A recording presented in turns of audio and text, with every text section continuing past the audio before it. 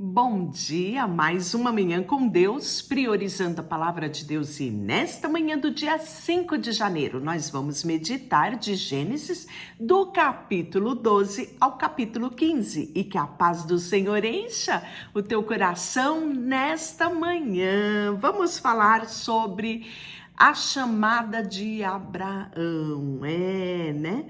Deus vai chamar Abraão e vai lhe fazer promessas. E essas promessas que Deus faz a Abraão, ela perpetua na humanidade. Olha que lindo. Ora, disse o Senhor a Abraão: sai da tua terra, do meio da tua parentela e da casa do teu pai, e vai para a terra em que eu te mostrarei. De ti farei uma grande nação, e te abençoarei, e te engrandecerei o nome. Sê tu uma bênção. Abençoarei os que te abençoarem, e amaldiçoarei os que te amaldiçoarem. E em ti serão benditas todas as famílias da terra. Eita promessa abençoada, não é? Eita promessa boa, alcançou a mim e a você, alcançou a nossa família. E aí, mediante esta promessa, então uma promessa não é porque Deus prometeu que simplesmente uma varinha de condão vai acontecer. A promessa exige uma atitude principalmente de obediência concernente àquela promessa. Então, muitas pessoas pensam que porque Deus prometeu, quem tem promessa não vai morrer, não vai acontecer, a promessa ela vai acontecer. Não, ela exige um posicionamento daquele que recebeu a promessa, né? Partiu, pois, Abraão, como lhe ordenara o Senhor, e Ló foi com ele. Então, ou seja, como o pai de Abraão tinha morrido, Tera, Ló ficou ali, né, meio que desamparado. Quem ele tinha de parente? Apenas Abraão. Então, Abraão vai levar Ló consigo. Tinha Abraão 75 anos quando saiu de Harã. E levou Abraão consigo Sarai, sua mulher, e a Ló, filho do seu irmão, todos os bens que havia adquirido e as pessoas que lhe acrescentara em Harã. Partiram para a terra de Canaã e lá chegaram. Enfim, em Canaã, né? E aí Abraão com toda a sua população, né? Nós podemos ver aqui que ele já era um homem de posses, né? Tinha muita gente que estava ali na comitiva, que trabalhava, que era servo de Abraão, né? Mas de família propriamente, ele só tinha a esposa e o seu sobrinho Ló. Atravessou Abraão a terra de Siquém até o carvalho de Moré. Nesse tempo, os cananeus habitavam nessa terra. Apareceu o Senhor a Abraão e lhe disse: darei à tua descendência essa terra. E ali edificou Abraão um altar ao Senhor que lhe aparecera. Passando dali para o monte ao oriente de Betel, armou a sua tenda, ficando em Betel ao ocidente de Ai, ao oriente. Ali edificou um altar ao Senhor e invocou o nome do Senhor. Então, você percebeu aqui a atitude de Abraão para com o Deus que lhe havia feito uma promessa? Olha aqui um relacionamento, olha aqui um comprometimento, não é? Já é o segundo altar que ele estabelece, já é o segundo altar que ele coloca, né, ali todo o seu ser, né? Ele invoca o nome do Senhor, né? E depois seguiu Abraão dali, indo sempre para o Negueb. Havia fome naquela terra. Então, aqui nós já estamos falando do território do Egito. Desceu no território ali aonde ele estava, né? Que era ali já a região de Canaã. Desceu, e aí por conta dessa fome, desceu, pois, Abraão ao Egito para ali ficar. porquanto era grande a fome na terra. Quando se aproximava do Egito, quase para entrar, disse a Sarai, sua mulher: ora, bem sei que és mulher formosa, de aparência. Dize, pois, que és a minha irmã, para que me considere por amor a ti, e por tua causa me conserve com vida. Tendo Abraão entrado no Egito, viram os egípcios exatamente aquilo que ele temia, que a mulher era sobremaneira formosa. Viram-na os príncipes de Faraó e gabaram-se junto dele. A mulher foi levada para a casa de Faraó. Este, por causa dela, tratou bem a Abraão, o qual veio a ter ovelhas, bois, jumentos, escravos, escravas, jumento, camelo, né? Então, prosperou ali essa vida, né? E nós vamos ver, ela era meia-irmã, né, de Abraão, por isso que ele dá essa justificativa, você pode verificar isso lá em 11:29. Então, ele usa essa meia-verdade, não é? Uma verdade ali que meia-irmã. E aí, chamou o Faraó a Abraão e disse, porém o Senhor puniu a Faraó, tá no versículo 17, e a sua casa com grandes pragas por causa de Sarai, mulher de Abraão. Então, com Deus não tem meias verdades, com Deus não tem jeitinho, né? E aí nós vamos ver que o faraó logo se tocou que tinha alguma coisa de errado. Chamou Abraão e lhe disse, que é isso que me fizeste?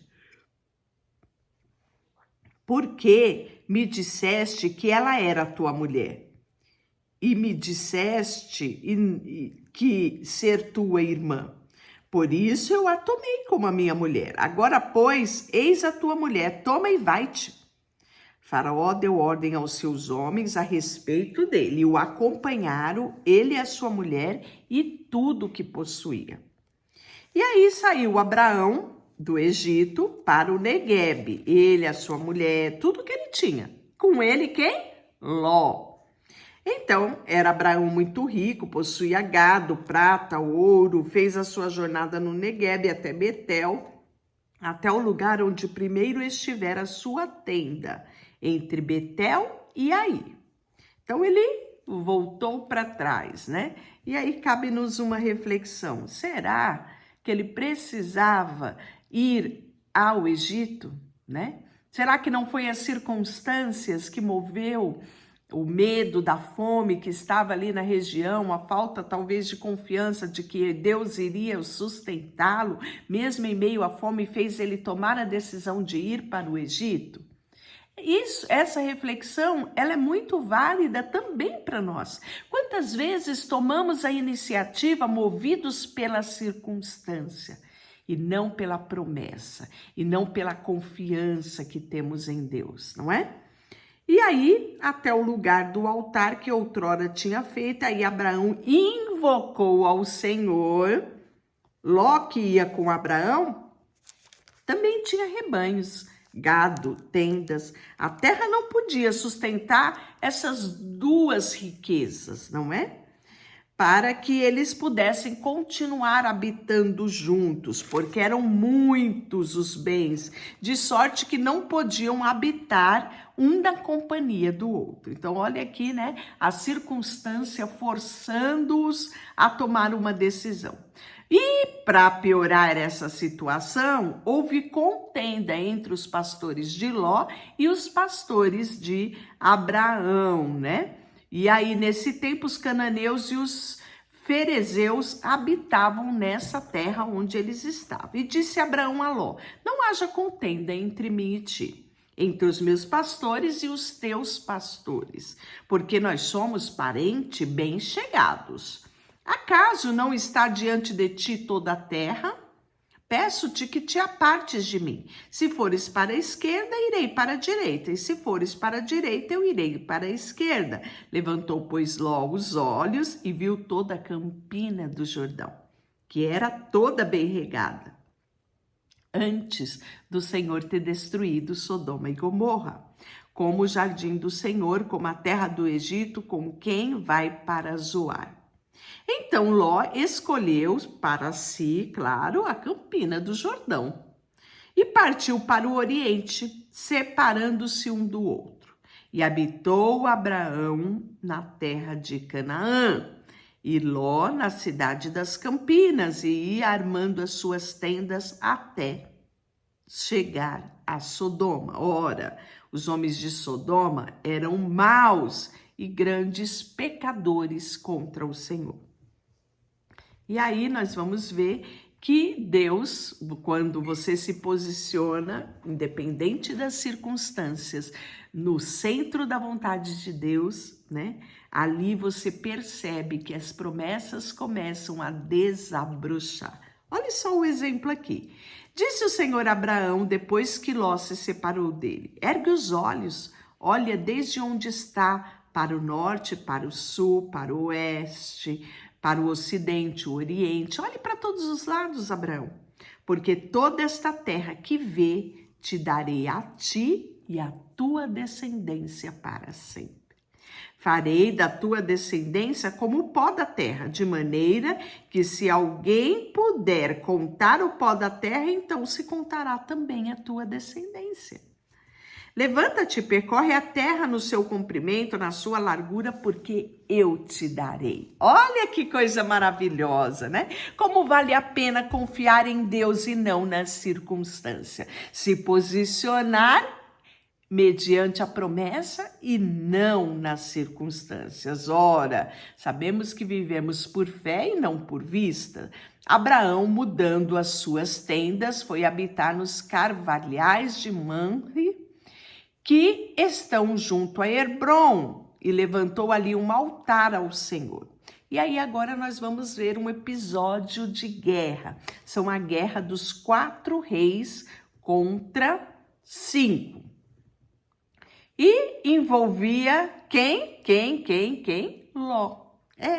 Lembra que ele tinha ido por aquilo que os olhos dele via? As campinas, né? Tudo aquilo que era bonito, aprazível aos olhos, só que deparou com homens maus, né?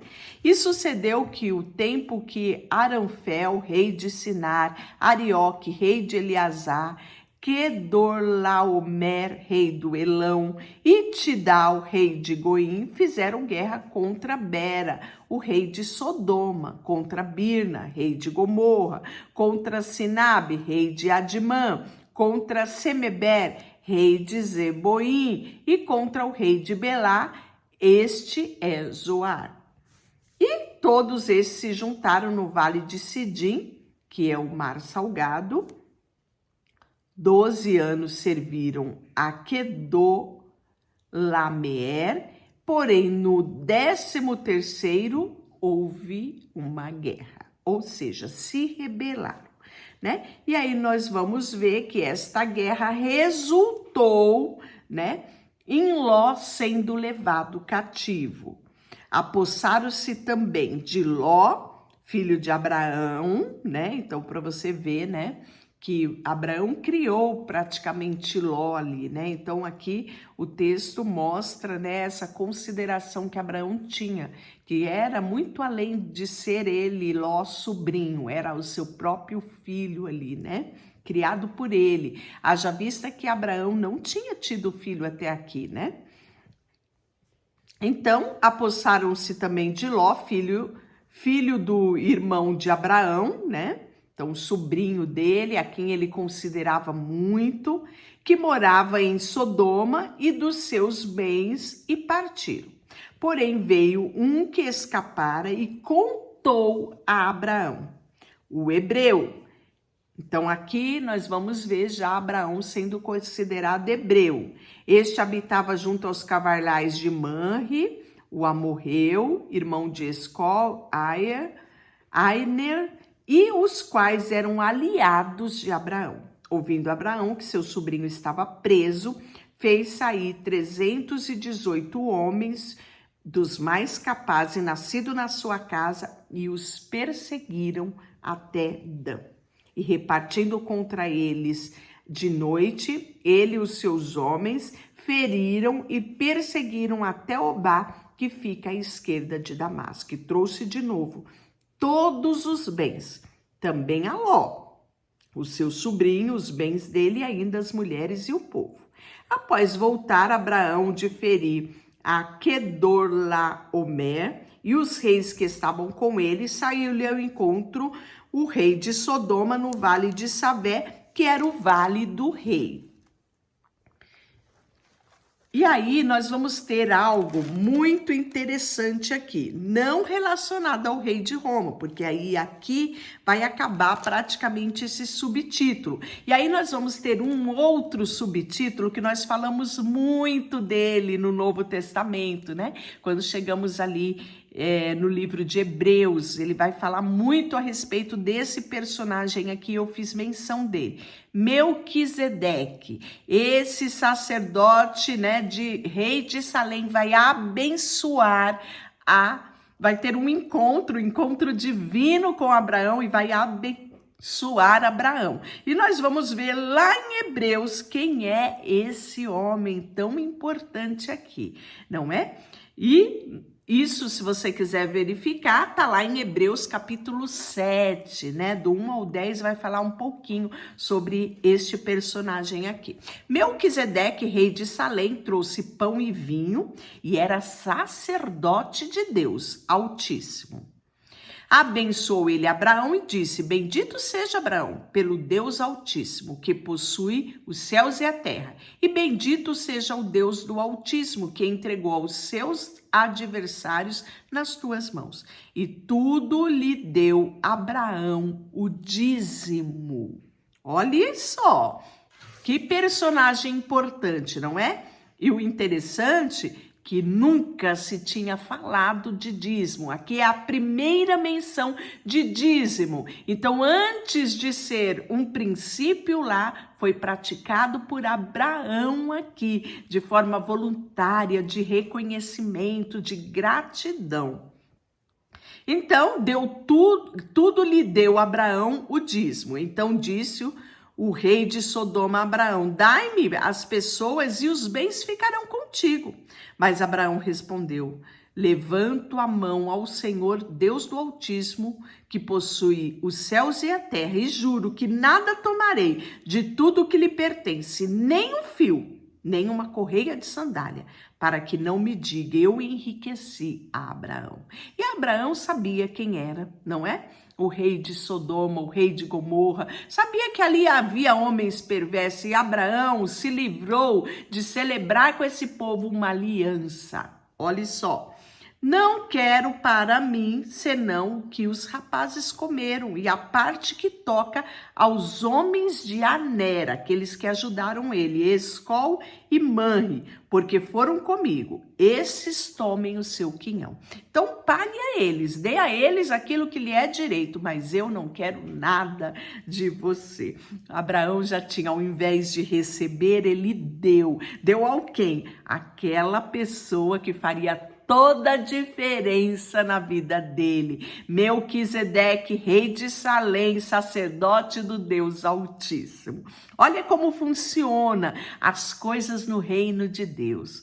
Ao invés de receber, você dá, mas você dá. E aí você recebe medida recalcada, sacudida e transbordante. Mistério dos céus, compartilhado por Abraão para nós aqui nessa terra. E aí nós vamos ver que no capítulo 15 Deus vai animar Abraão, porque até aqui o tempo vai passando e nada de filho para se cumprir a promessa dele, né? Depois desses acontecimentos veio a palavra do Senhor a Abraão numa visão e disse: não temas, Abraão, eu sou o teu escudo, o teu galardão será sobremodo grande. Respondeu Abraão: Senhor meu, que me haverá de dar se continuo sem filho, sem herdeiro na minha casa? Se eu morrer hoje, sabe quem é que vai herdar toda a minha herança? Eliezer o Damasceno, ou seja, era um empregado muito estimado por Abraão. Abraão tinha ele como sua própria família, né? Disse mais Abraão: a mim não me concedeste descendência, e um servo nascido na minha casa será o meu herdeiro. A isto respondeu logo o Senhor, dizendo: não será este o teu herdeiro, mas aquele que lhe será gerado de ti será o teu herdeiro. Então conduziu para fora e disse: olha para o céu, conta as estrelas, se é que podes. E disse a Sarai: assim será, lhe será. Então lhe disse: será assim a tua posteridade. Vou ler novamente. Então conduziu. Conduziu quem? Abraão. Então aqui eu falei Sarai, não. Abraão estava sozinho aqui, né? Então conduziu-os até fora e disse: olha os céus, conta as estrelas, se é que podes. E lhes disse: será assim a tua posteridade. Sabe o que veio depois? E creu no Senhor, e isto lhe foi imputado para a justiça. Olhe só como é necessário o ato da obediência mediante a promessa, não é? Quanta coisa estamos aprendendo no dia de hoje. Olhe só. Disse-lhe mais: eu sou o Senhor que te tirei de Ur dos Caldeus para te dar herança a esta terra. Perguntou Abraão: Senhor, como saberei que hei de possuí-la? E respondeu-lhe: toma uma novilha, uma cabra, um cordeiro, cada qual de 3 anos, uma rolha e um pombinho. Ele, tomando todos esses animais, partiu com ele e lhe pôs a ordem, metade sobre defronte as outras, e não partiu as aves. As aves de rapina desciam sobre os cadáveres, porém Abraão os enxotava. Ao pôr do sol, caiu um profundo sono sobre Abraão, e grande pavor e cerradas trevas lhe acometeram. Então lhe foi dito: sabe com certeza que a tua posteridade será peregrina na terra alheia e será reduzida à escravidão e será afligida por 400 anos. Mas também lhe julgarei a gente que lhe tiver sujeitado, e eles sairão com grande riqueza. E tu irás para os teus pais em paz, terás sepultado em ditosa velhice. Na 4ª geração tomarão para que porque não se encheu ainda a medida de iniquidade dos amorreus. E sucedeu que ao pôr do sol houve densas trevas, e eis um folgareiro fumegante, uma tocha de fogo que passou entre aqueles pedaços. Naquele mesmo dia fez o Senhor aliança a Abraão, dizendo: a tua descendência dei a esta terra, desde o Egito, do rio do Egito até o grande Eufrates. Olha que coisa linda, não é?